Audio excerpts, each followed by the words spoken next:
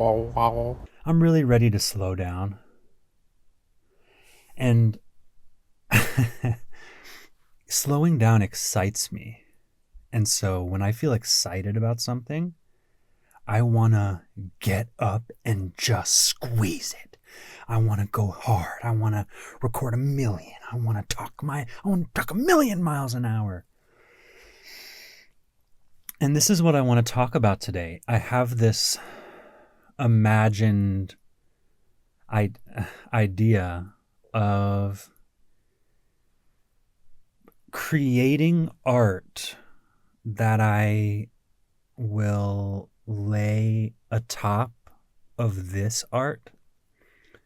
So in a way, like collaging art and using it as almost like a metaphor to feel like I'm in touch with the parts of life that are different and yet benefit each other. So I'm talking about here the place where I feel pretty confident, which is with my voice.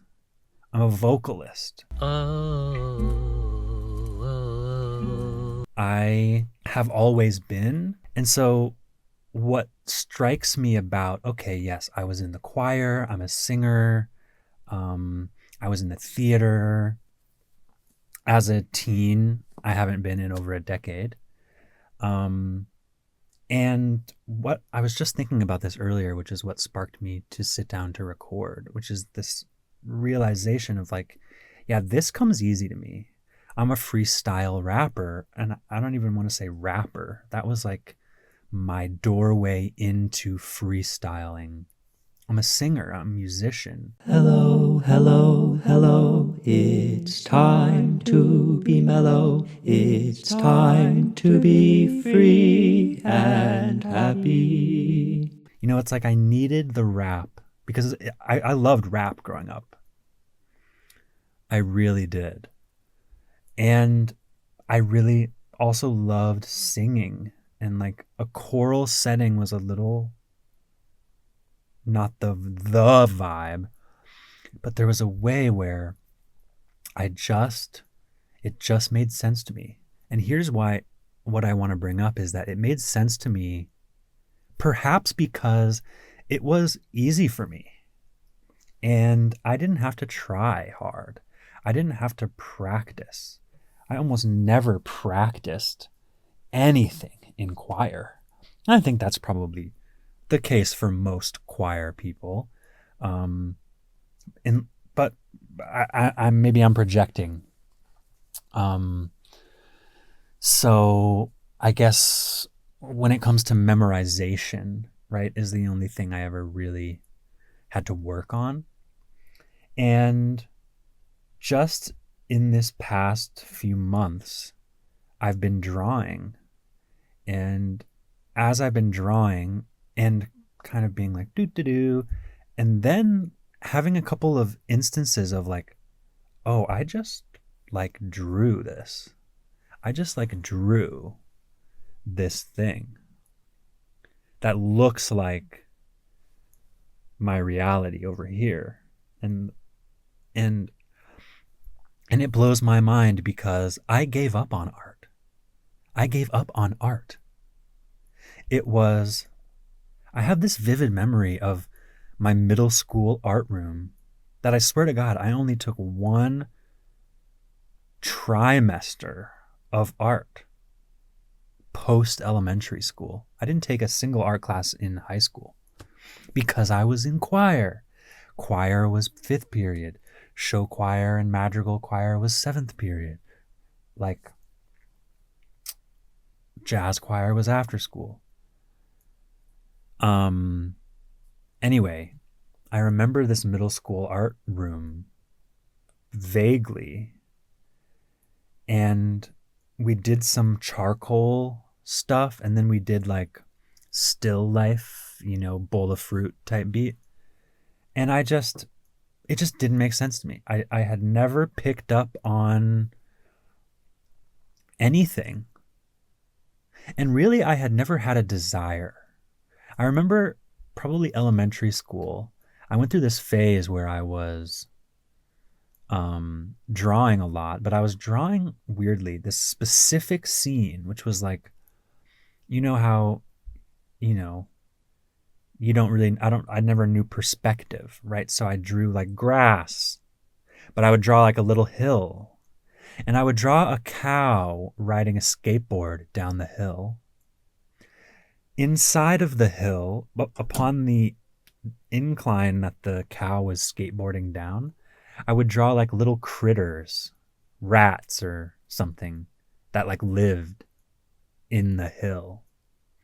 And then above in the sky, I would draw kind of like these like alien UFOs that bore a resemblance to like jellyfish.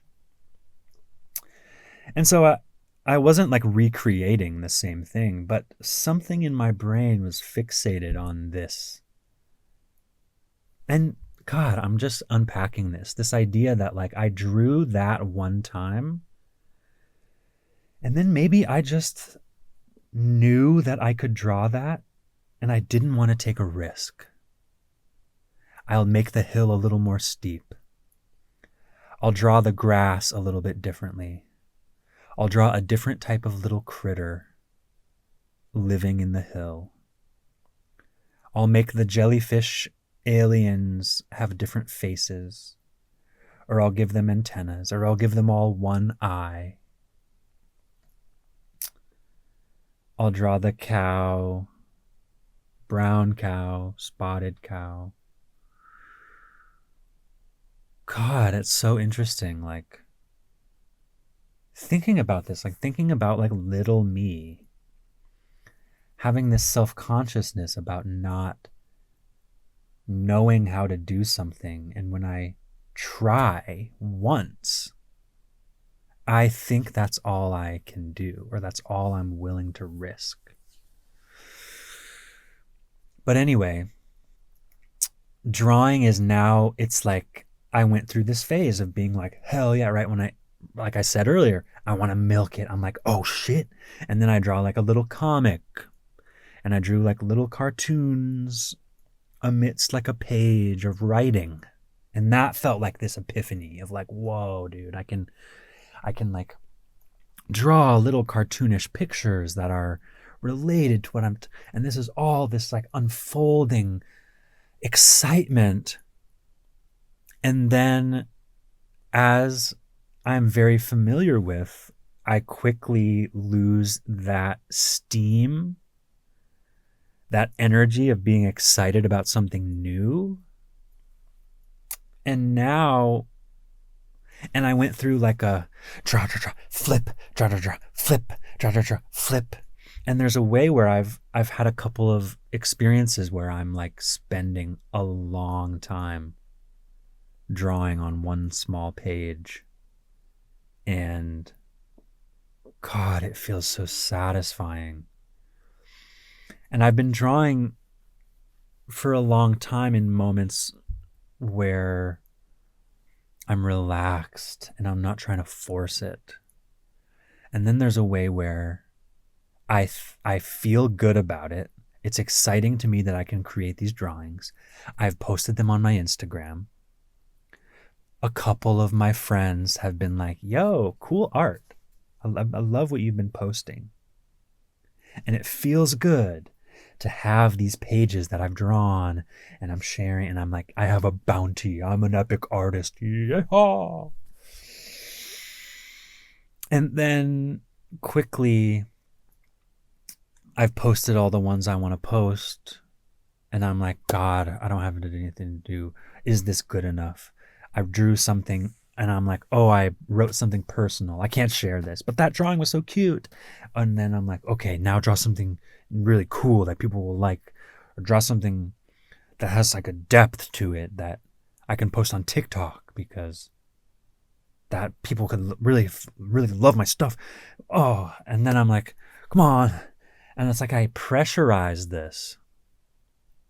And that's what I've always loved about the present art, the art of vocalizing in the present moment, which is all there ever is. So that I guess that's a little redundant. But differing from a drawing where it starts out as the first line, and yet the people who experience the art don't see the process of the slow build. Unless we're doing time lapse, unless we're, right, whatever. And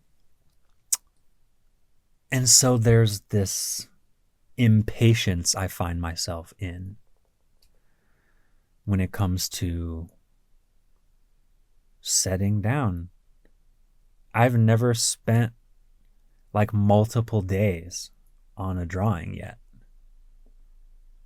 I've probably drawn something for like an hour, 45 minutes. And it's like, it feels like it's like, and then I move on. I draw and then I move on. And that's how it's always been, because I wasn't really actually, I don't know, trying. And that's the point that I wanted to get to when I sat down here today, is that I'm not familiar or experienced with really trying, with a sustained level of trying. I have preferred concentrated bouts of explosive creation that may or may not be recorded. Right? Some of my favorite stuff I've created is I just recorded a freestyle, and now I can still go on my YouTube and listen to that. And that's awesome. Oh, it fills me up, dude. It makes me feel so hype when I record it, when I can listen back. And I imagine myself, like, in a way, like animating my cartoon characters to visually narrate. Right? It's like, this is the art and I want to visually narrate, versus like the art that can be narrated. I think of it opposite. And I think I'm so interesting, right, to myself in this way that I don't see it, because I know what it is to me, my art and my creativity. And there's a way where I think, okay, to what level might I need to hone skills to be able to visually narrate myself in a way that I would love.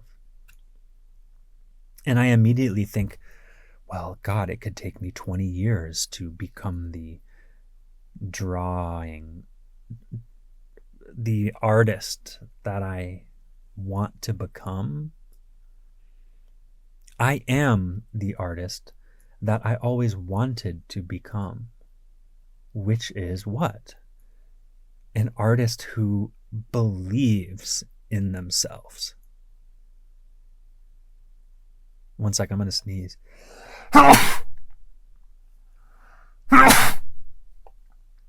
And I can't be bothered to go back and edit things. But that's not true. I could be bothered. I can be bothered. That's no bother. It is a bother, but I'll be bothered. I'll cut out stuff that needs to be cut out. But I find that it's overwhelming for me to have a finished recorded audio video file that requires me to mold it. And that's not to say that I can't try to do whatever I want to do, which is what I'm proving to myself, which is that, like, I'm like, oh my God, I'm an artist. And oh my God, I've always been, I just didn't try. or I didn't believe that trying would be enough. I didn't believe that my desire to create an image could be the inciting incident to give me the interest, the moment of being like, drawing. I want to draw. And like, I have to keep telling myself that be bad. Just make it look sick. Sick. Like, fuck. Don't make it look sick. Make it look whatever. But there's a way where I don't trust my pen stroke. And why don't I trust my pen stroke? And why don't I trust myself? Because I'm spending more of my time in other people's worlds, watching their art, listening to their stories and their music, which is both depriving me of my own and also putting me in a state where I'm comparing what I do, what I can do, and what I might do. All three of those I'm comparing to, let's be honest, like the professionals out there. Not that there's some huge gap between professional and non-professional, but a professional is spending hella time and effort and the level of professional where there's a team working together to put out stuff to attract attention, because we need attention, because we want people to buy, because we need to survive, because and I get stuck in this place. But am I? I get stuck in this place. The place that I'm stuck in is saying that I'm always stuck. I've been thinking that I've been stuck for a decade. Has that ever been true? What am I actually pointing to when I think I'm pointing to, oh, I'm stuck? I'm stuck. Stuck. Stuck. Stuck. Stuck. Say it with me. I'm stuck. No, don't say it. But just think about the word stuck. Okay? I'm like, what's the reframe here? And what do I even think I'm stuck in? I guess you could say I'm stuck, or I might say I'm stuck in a,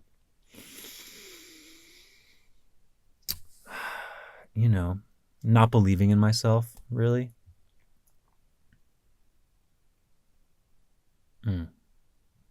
But see, I get bouts of that excitement, that confidence.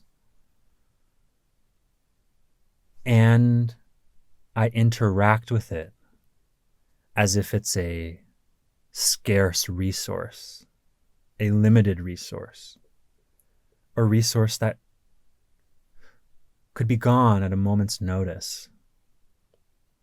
So I better fucking eat good while the getting's good.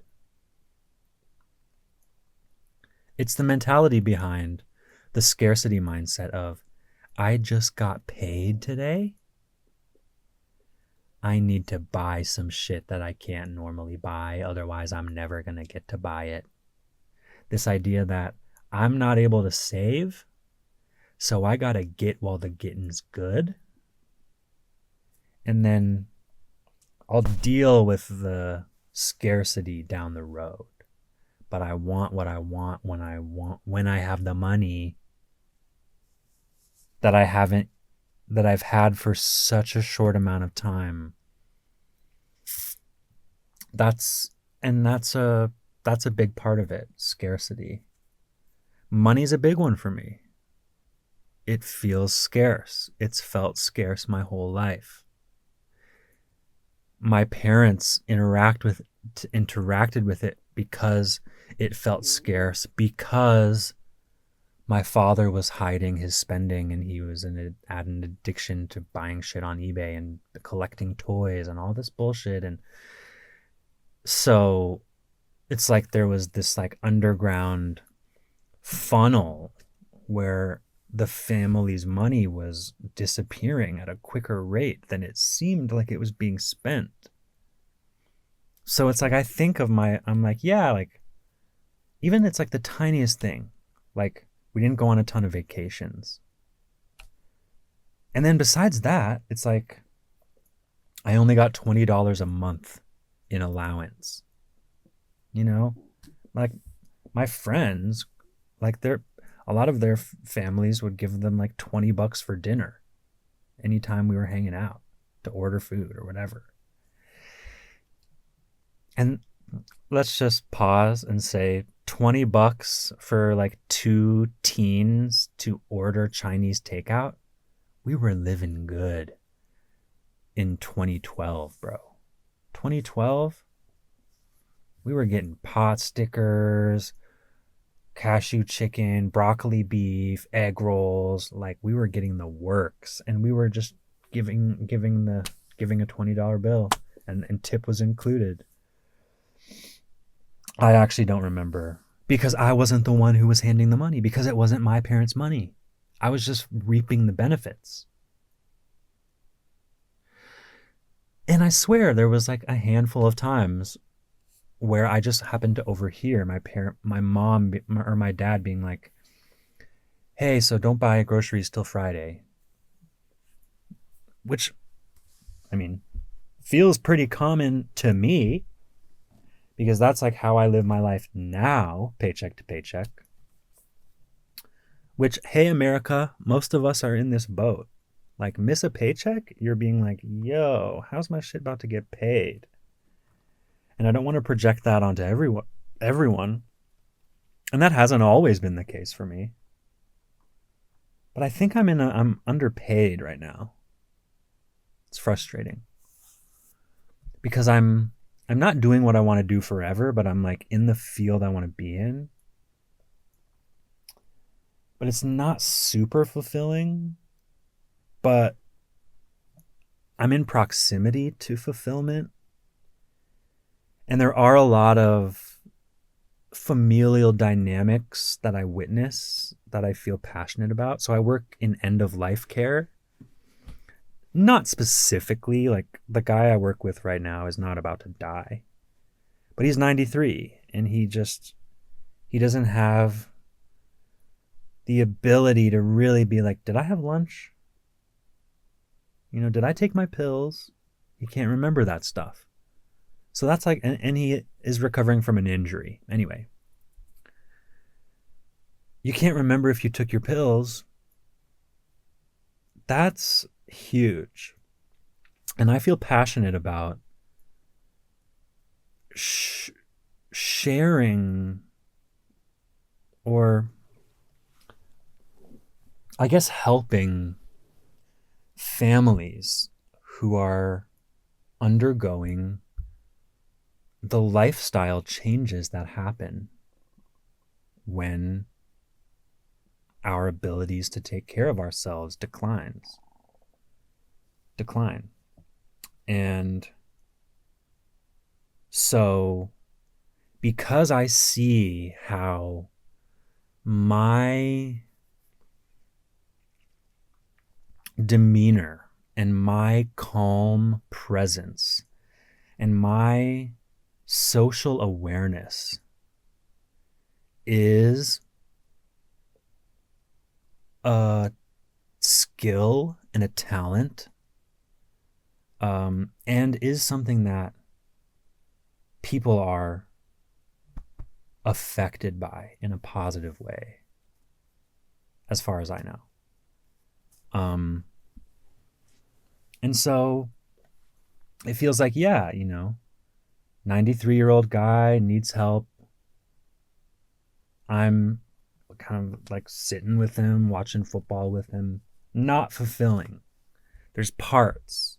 And so I'm trying to figure out, like, I don't really know where where exactly, like I'm on the way to be a death doula. I've talked about this. It's a little nebulous in my head, and I don't feel yet qualified. Um, Not in the way of being like, I need to take a death doula certification course. I just mean in the way of experiencing the processes of what it is to lose someone and what it's like when they're on, they're headed down the hallway towards the light. They're still here, but we all know that we can see the light down way at the end of this hall. And sometimes it's a hospital hallway. And sometimes we change up our homes so that we don't have to be in the hospital hallway. And our homes aren't safe by default for elderly folks. And my ability to connect some dots and build relationships and give advice feels strong. And so then I come back to drawing, where I was feeling like, wow, I can tell stories. And there might be a way where it can be a little bit easier for a lot of us to hold and inspect and accept into our minds and hearts the difficulties of this and the importance of this and the power and the meaning, the love that is available in this time where I think it's very common for, the children, grandchildren, siblings of someone who's dying, generally of old age. I think it tends to be different if it's cancer somewhere in middle age or, death by accident at any age. That's a little different. But when you have that runway where there's a decline or a disease is too far in or you're stopping treatment, you're moving to hospice, like that type of stuff. Or hey, we need to move you out of your house. Or hey, we got to move you into a home. We all know, tough shit. It's so hard. Not always, right? But I think about this experience where I'm like, all right, I've been doing this work for about a little over a year now. Not a long time. But I've had a lot of experiences. I've worked with a lot of people who are on their deathbed. And that's powerful. And it's been those moments where I'm like, oh, me holding your space for you? Powerful. Meaningful. Might I also enjoy spreading some of these messages out to the world, to the people who I can't work with? And then I think, okay, then maybe I write a book then. Maybe I write a book. Maybe I start a podcast about death. Because the people who I know I would want to hear what I have to say about the process of dying and what is possible if we are guided and shown that, what's possible. I lost my train of thought. I could write a book. I'm not ready. And so I'm like, now it feels even more pressurized that I need to get better at drawing. And then I think about, okay, I I am a little intimidated by people who are really good at drawing, especially when you're really good at drawing and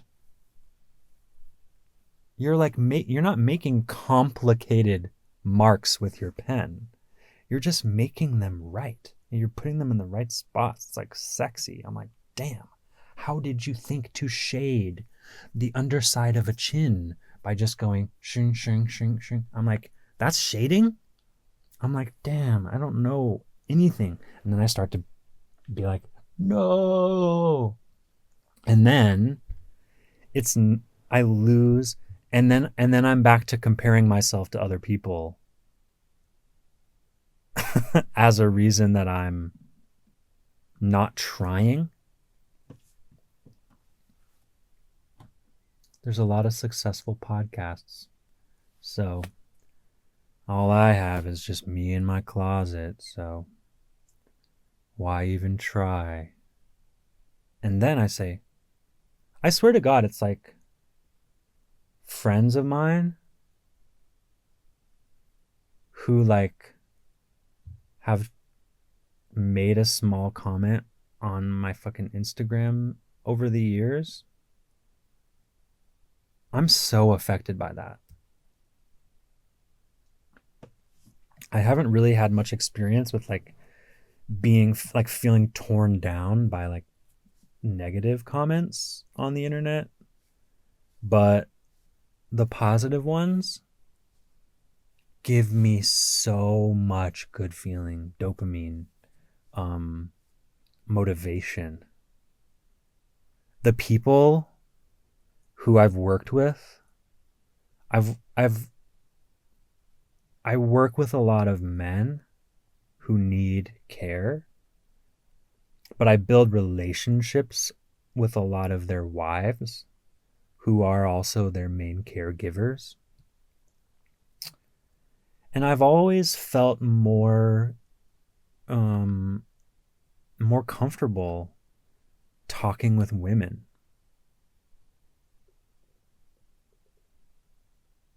I think especially when it comes to like men and women who are like in the generations older than me.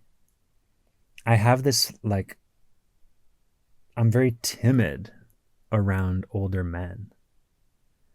I don't trust them. I feel like most of the older men I know, I don't want to be like them. And they don't value or care about things that I do. They don't live their lives the way I think is good. And I'm just talking about how elder people are in relationships. And obviously I'm just generalizing, but also I just want to point out this is not real. It's not plugged into anything. It's just fake. And I actually plugged in this little lavalier mic right here now on this shirt, as you can see here. I don't know. It's all good. It feels nice to talk into this. Makes me feel like I'm like on. And the thing about this lavalier mic is if I have it pinned to me, it's like it makes rustling sounds. This is ideal. I'm in the right spot.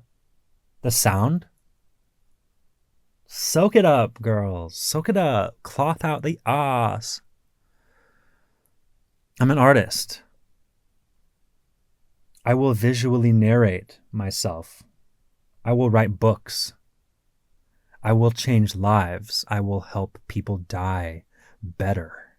I will help families connect before death better.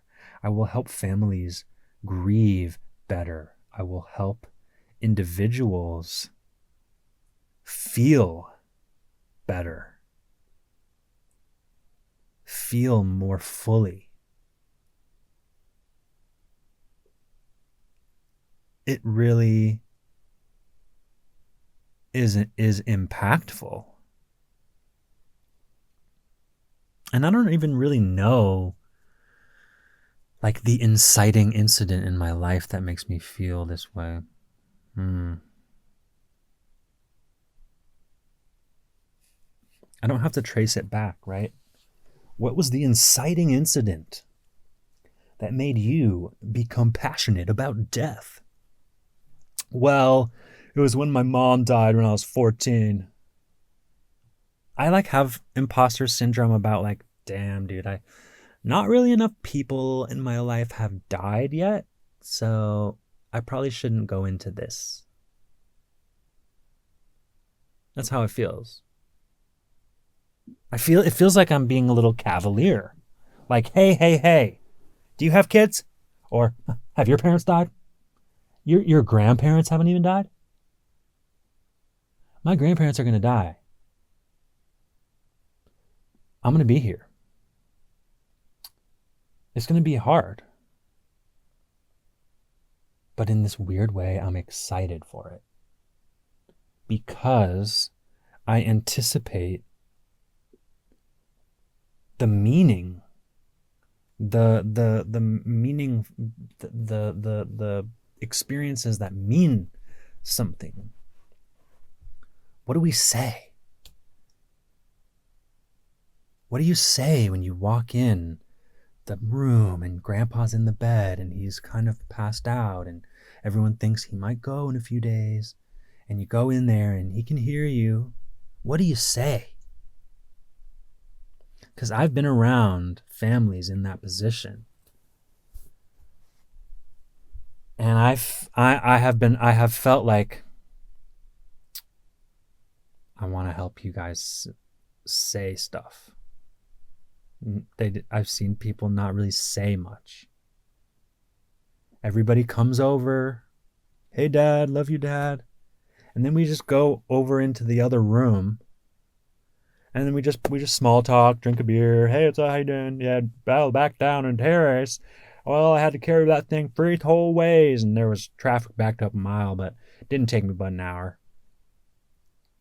And I'm like, yeah, I'm sitting there. I'm like the hired caregiver to stay up overnight for the person who's on their deathbed, who will be needing pain medication and or someone to keep an eye for something happening, for stirring, for, checking their diaper, that type of thing. And I'm sitting there, not my family. Well, now, so did you get, well, so how long are you in town? And it's like, I'm like, and I don't judge, but I do judge, but I don't want to judge. But I'm like, yo, guys, men, 50, 60-year-old men who I don't know, who don't know me, who I'm scared of because they're men and they're old and they're like big and they're like work outside and like have rough hands and like wear fucking Carhartt. And I'm like, guys, in my head, because it's not my place. I wasn't hired as a death doula yet, but I'm a witnesser. And I'm like, guys, your dad's right over here. He can hear you, but you don't know what you want to say. It's hard. I'm not, and I'm not going to do it right with when my grandma dies. I'm not going to do it right. And that's okay. Right. But I say that to just take the pressure off and to be like, what could I try? I think in moments like that, there comes a time where it's like one person can say, hey guys, Could we move this conversation next to Dad's bed? Maybe we could just talk and tell some stories about him, and he could hear us laughing about him. Something simple like that. Something simple like that. Oh, yeah. Something simple like that. Anyway, I'm excited for my life. I'm excited to hop back on the pod and to continue to explore my art, my life, my loves, my family, my friends, my work. Hell yeah. All right, I hear Lane brushing her teeth over there. I'm going to go do the same, and I'll see you on the other side. Is that a good tag? If I'm like a death guy, and I'll see you on the other side. Be well. Die young, or die well. Be well. All right. And I'll see you on the other side. Peace. Pretty good. Pretty good. Oh. All right. Oh.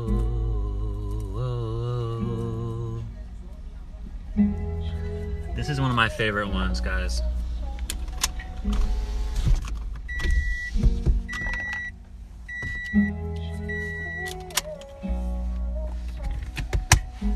You guys ready? We know what will last in our hearts. We know, yes, we know. We have so many stories ripping us apart, telling us how to feel. I don't know if I put out art that's really good, but I know that this is where I start. And I feel afraid that I'm making too many mistakes. That's the thing about life right now, is that my fear of failure has been stifling my spirit for so many years, and now I'm just tired of submitting to my ego, telling me to shut up and sit down. Damn.